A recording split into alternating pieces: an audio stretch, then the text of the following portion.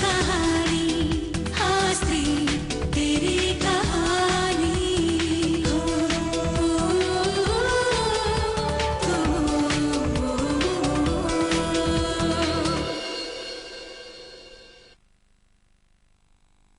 Hello गोपी। हाँ, मैं नामदेव बोल रहा हूँ।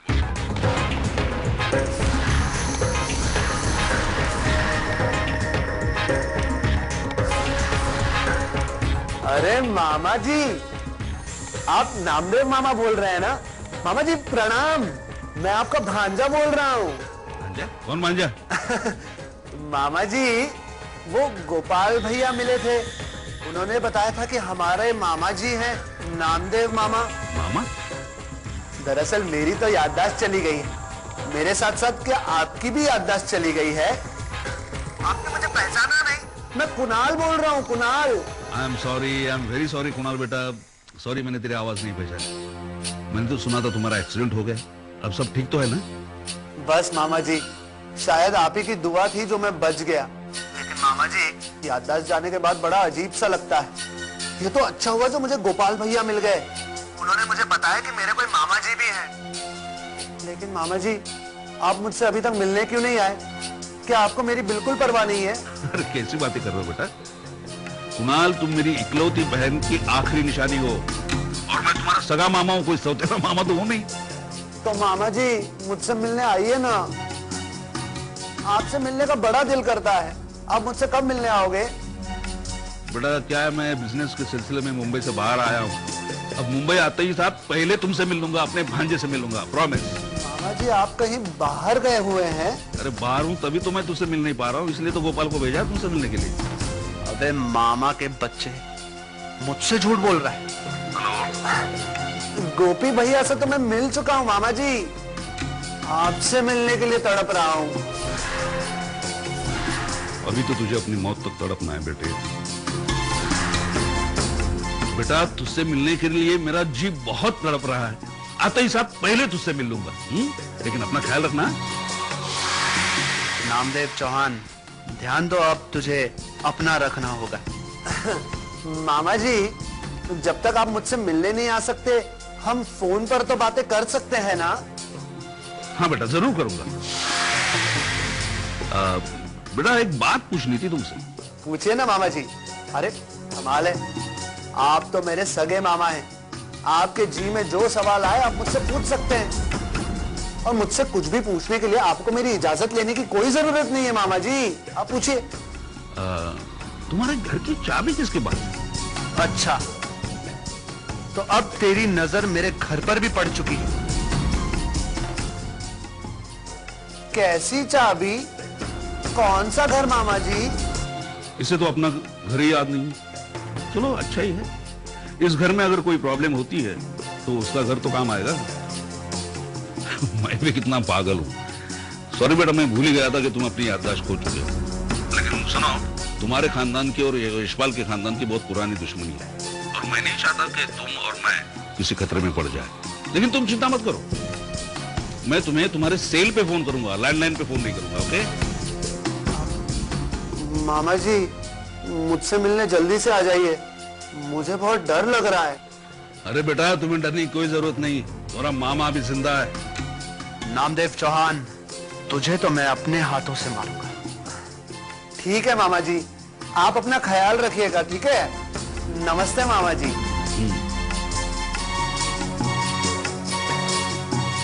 शंकर नामदेव चौहान, तू अपनी मौत के बहुत करीब है, बहुत करीब। अपनी मौत के करीब पहुंच चुका है तू नामदेव चौहान। तेरी याददाश्त वापस आने से पहले ही तेरा काम तमाम कर दूंगा मैं। सुधा, तैयारी शुरू कर दो, अब बहुत जल्द हम अमीर होने वाले हैं। मैं कहता नहीं था, आज वो दिन आ गया।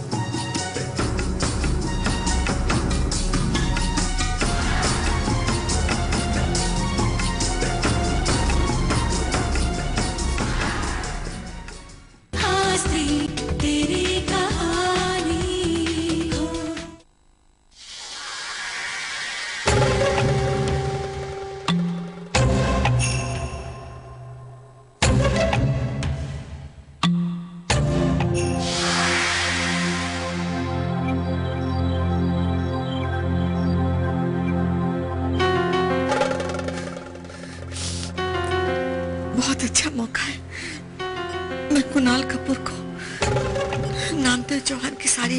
बता दूंगी, उससे बता दूंगी कि वो कितना बड़ा धोखेबाज है।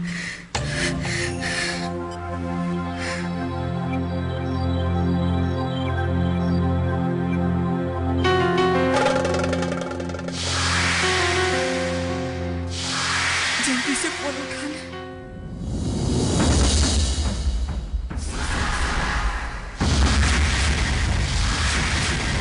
किसे फोन कर रही थी? हैं? ओह, कुणाल। अपने भांजे से बात करने के लिए इतनी तड़प रही हो तुम? चिंता मत करो सुधा, मैं तुम्हारी उससे मीटिंग भी करवा दूंगा, लेकिन पहले उसकी सारी जायदाद मेरे हाथ में आ जाए। मासूम को धोखा देकर तुम्हें क्या मिलेगा? उसकी जायदाद पे तुम्हारा कोई हक नहीं। ऐसा क्यों कर रहे हो? तुम्हें तो नर्क में भी जगह नहीं मिलेगी।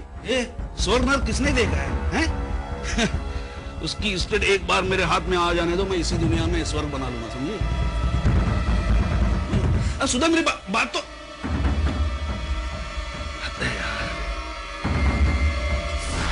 कुणाल साहब, वेट।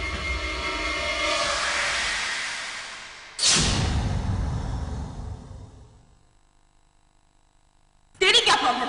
ये कोई तरीका है बड़ों से बात करने का? जब घर के बड़े ऐसे हो तो उनसे ऐसे ही बात की जाती है। बस तू होश में तो है? होश में हूँ बुआ, तभी ऐसे बात कर रही हूँ उनसे। बुआ जी, वाह बुआ जी, वाह, मान गए, इस घर के दस्तूर को मान गए। यहाँ पर सजा तो मिलती है, लेकिन बेगुनाह। ऐसी क्या बात हो गई जिसकी वजह से आपको तारा को हाथ उठाना पड़ा?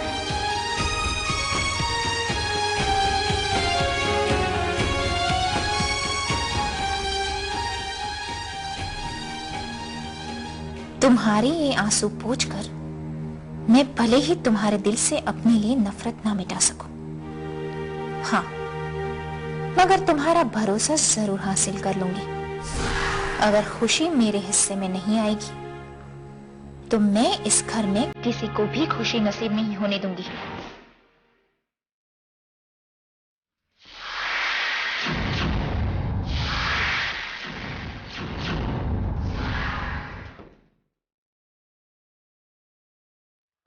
तारा, ऐसे दिल छोटा नहीं करती। मैंने कहा था ना आपसे कि मुझे आपकी किसी हमदर्दी की कोई जरूरत नहीं है। क्या कर रही हैं आप यहाँ पे?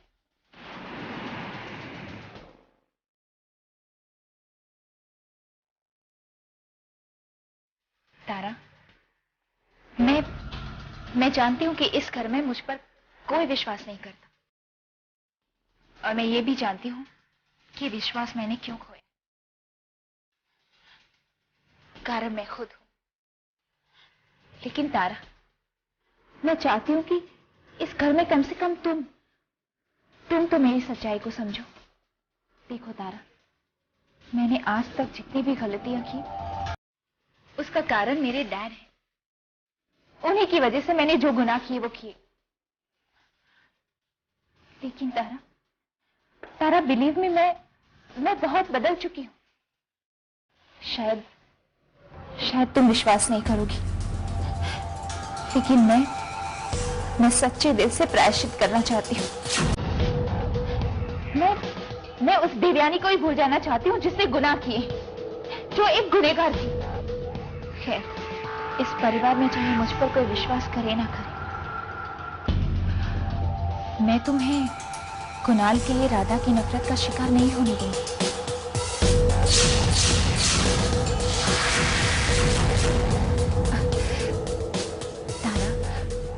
अब मेरे ऑफिस जाने का समय हो चुका है, मुझे जाना होगा। लेकिन तुम फिक्र मत कर, जो कुछ भी हुआ है उसके बाद राधा तुम्हारा कुछ नहीं बिगाड़ सकती, ठीक है? बोल लिया जो कुछ भी बोलना था, बोल लिया जो कुछ भी बोलना था। ये मेरी लाइफ है, मुझे जैसे भी जीना होगा मैं जी लूंगी। तो प्लीज अपनी टांग अड़ाने की कोशिश मत कीजिए।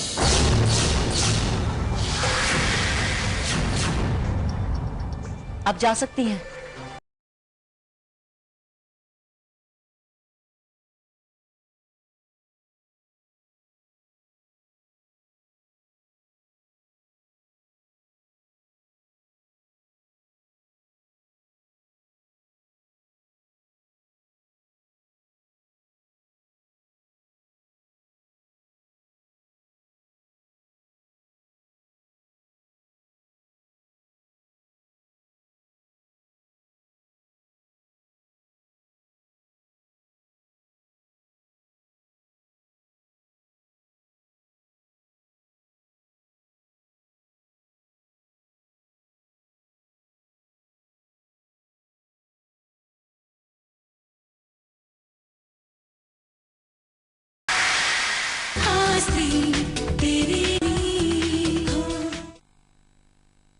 आज मैम नहीं आई? ये सवाल तुम मुझसे क्यों पूछ रही है? उसे आना है तो आए, ना आना है तो ना सही। I don't care, okay? And why are you asking me such question?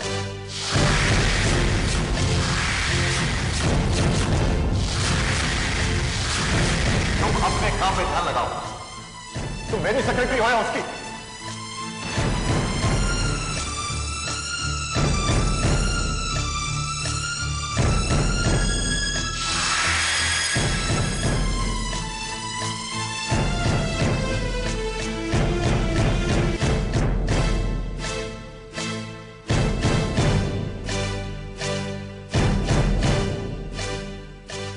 Hello.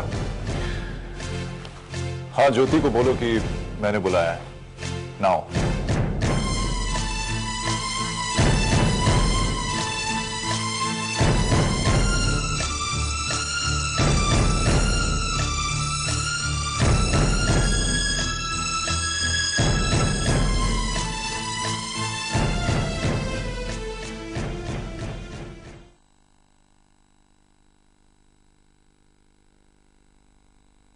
मैं come in sir? Oh, please come in Jyoti. Sir, आपको इन फाइल्स की जरूरत थी, मैंने इसे स्टडी कर लिया है सर। तो फिर मैं चलूं सर? ज्योति, मैंने तुम्हें किसी फाइल के लिए नहीं बुलाया था। बैठो ना। सॉरी सर, आज बहुत काम पेंडिंग पड़ा हुआ है।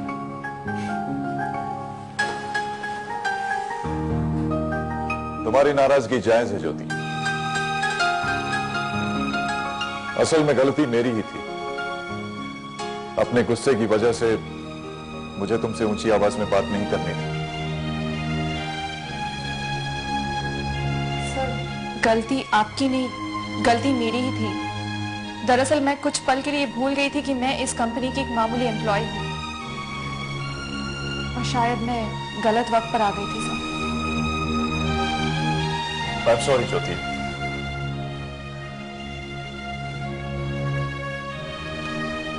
इस वक्त मैं जिंदगी में बहुत खराब दौर से गुजर रहा हूं ज्योति, जहां हर कदम पर रास्ते मुझे एक ऐसी मोड़ पर खड़ा कर देते हैं जहां मुझे कुछ समझ नहीं आता कि मैं क्या बोल रहा हूं, क्या कर रहा हूं, और मैं अपनी इस बेबसी को किसके साथ शेयर करूं। लेकिन ज्योति, मुझे तुम पर भरोसा है कि कम से कम तुम तो मेरी भावनाओं को समझोगी।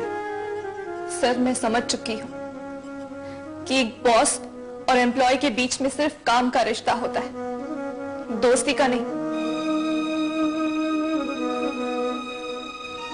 और सर, आज के बाद आपको कभी भी मुझसे कोई शिकायत नहीं होगी। ज्योति, मुझे अभी भी तुमसे कोई शिकायत नहीं है। इनफैक्ट मैंने जिस भरोसे के साथ तुम्हें अपने यहां जॉब पर रखा है, वही भरोसा हमारी दोस्ती की नींव बनेगा। Can we be friends Jyoti?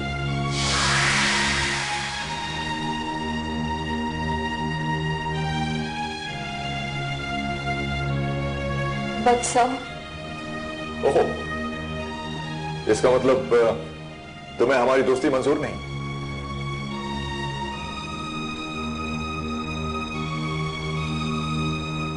Let's be friends. मुझे ये दोस्ती मंजूर है sir. I am so happy.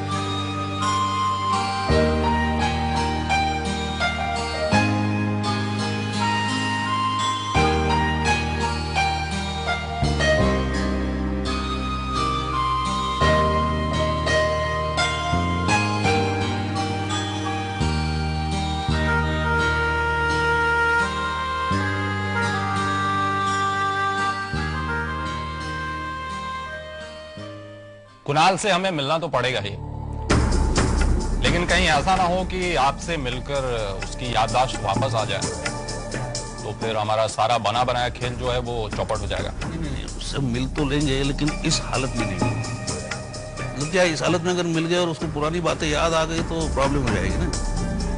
पता चला हम दोनों वापस जेल में और उसका एक्सीडेंट हुआ नहीं था, हमने करवाया था, ये बात भी खुल जाएगी। तो बेहतर है इस हालत में उससे नहीं मिलेगी। तो फिर करें क्या? मतलब उसकी दौलत हासिल कैसे करें? करना क्या है, उसकी सारी दौलत तो हमारी है, ये तो तय है। कुणाल तक पहुंचने के लिए हमें इस चेहरे को बदलना होगा। हाँ स्त्री तेरी कहानी हो।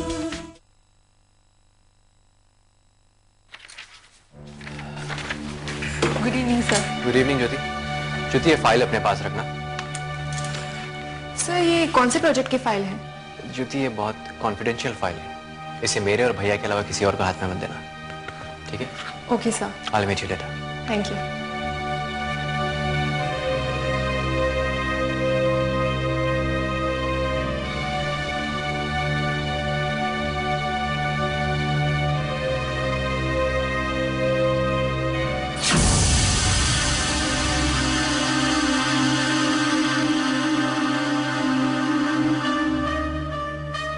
तो कंपनी की कॉन्फिडेंशियल फाइल, और वो भी इस नई सेक्रेटरी को दी जा रही है, जिसे आए हुए सिर्फ कुछ दिन ही हुए।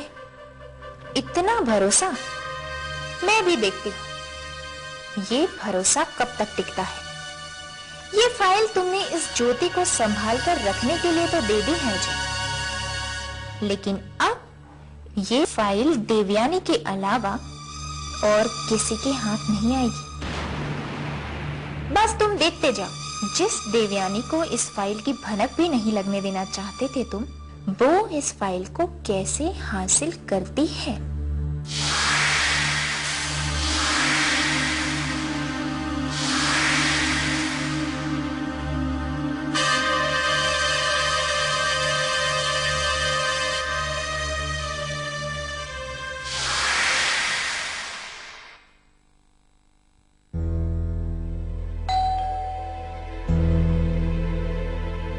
कौन हो सकता है?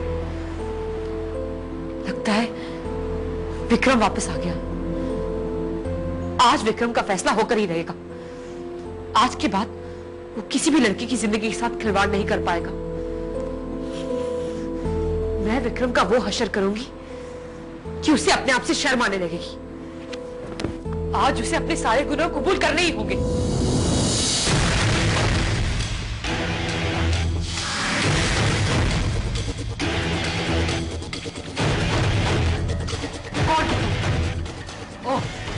समझ गई, विक्रम ने भेजा है ना तुम्हें? पहले वो स्कूल वाले को भेजता था और आज फिर तुम्हें भेजा। बताओ कहाँ है विक्रम?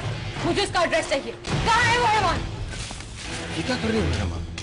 मुझे किसी ने नहीं भेजा, मैं तो कोर्ट से आया।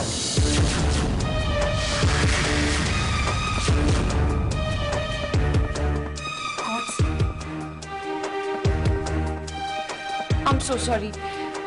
मुझे लगा कि I'm really sorry। लेकिन आपको कम से कम पूछ तो लेना चाहिए था कि मैं कौन हूँ। आप ही मिस रितु है ना? जी। तो कोर्ट से आपके नाम से ये नोटिस आया।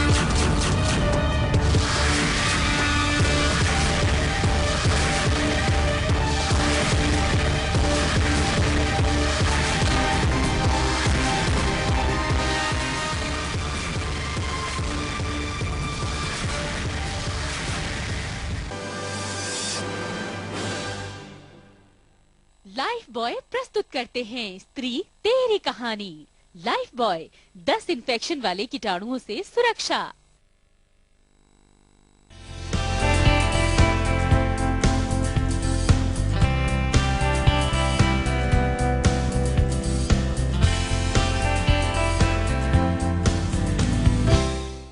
अगर मेरी अमृत से शादी हो